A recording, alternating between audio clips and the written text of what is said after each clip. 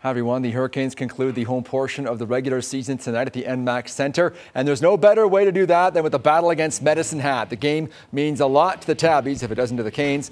The Tabbies could climb as high as 5th in the East. The Canes, on the other hand, are coming off a solid victory over Kootenay on Wednesday. Ty Rimmer will be in the cage for the Canes this evening, and the players know they are playing for pride and roster spots for next season.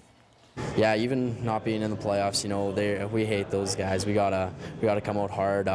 There's no way that we're gonna let them come in here and take 2 points from us. We're gonna battle hard and we're gonna take it from them.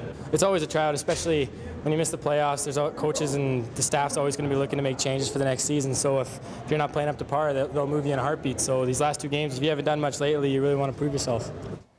Also tonight, the Ice host Calgary. The Ice are in Calgary tomorrow.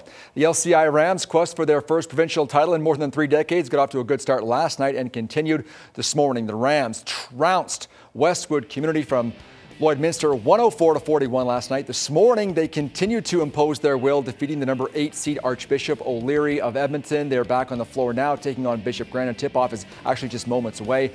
This game is wrapping up. We don't have any numbers to show you. The Carson Cougars, the number 2 seed, took on Calgary's Sir Winston Churchill Bulldogs. Hopefully, we'll get that score for you shortly. The Cougars hopefully will qualify for the semifinals tonight at 9:15. Ironically, the Cougar girls took on Churchill as well in the semifinal, and we'll have that result in our 6 o'clock news. And the Chinook Coyotes from West Lethbridge are in the semis on the girls' side at 7:15 tonight, taking on Raymond.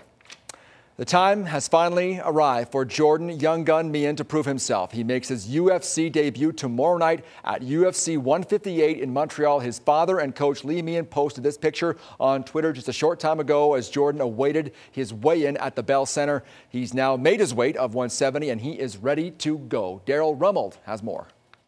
Jordan Meehan is just 1 day away from the biggest fight of his career. He's waited, trained for, and dreamed of his UFC debut since the day he stepped into an octagon. Now he'll get it at UFC 158 in Montreal. There's definitely some nerves and some pressure and all that, but that's what comes with the fight game, and that's what makes winning so much better. You know, overcoming all of that and then getting the win. You know, it's a good accomplishment. Left after left, and that's it! At 23, Meehan carries his 2-1 record from Strikeforce Pro MMA into battle against UFC vet Dan Miller, who's 1-0 on the welterweight division, but 3-6 all time. I definitely feel the most ready I've ever been, and it's on the biggest stage of my career, so I'm super excited.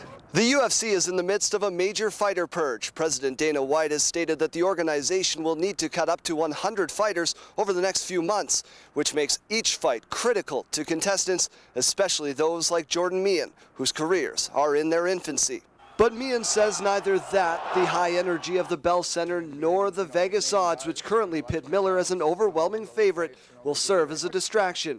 They'll be motivators to prove what he's said all along, that he belongs in the UFC. Your task at hand is beating, you know, for me, Dan Miller. So just staying focused on him and blocking out all those thoughts and just going to work. I don't know how I win, but I see my hand being raised at the end and Bruce Buffer yelling at me and saying my name. Meehan is the 3rd fighter from Lethbridge to make it all the way to the UFC. Many would argue he's the most talented, and on Saturday night, he'll have a chance to prove it. Daryl Rummold, CTV Sports, Lethbridge. And UFC 158 will be live on pay-per-view tomorrow evening from La Belle Province. The Lethbridge Sport Council has unveiled the city's top athletes for 2013. Chairman Dr. Gary Bowie officially announced the award winners at a media conference yesterday at the Nicholas Sharon Arena. The awards recognize and celebrate the outstanding achievements on and off the field of athletes and supporters of sport in our community. It's really nice to know that all the hard work has paid off and getting recognized. It means a lot to know that people see us and know what we've done. Motivation, it definitely motivates folks to keep going, to move along the way, and it's very definitely a great motivator.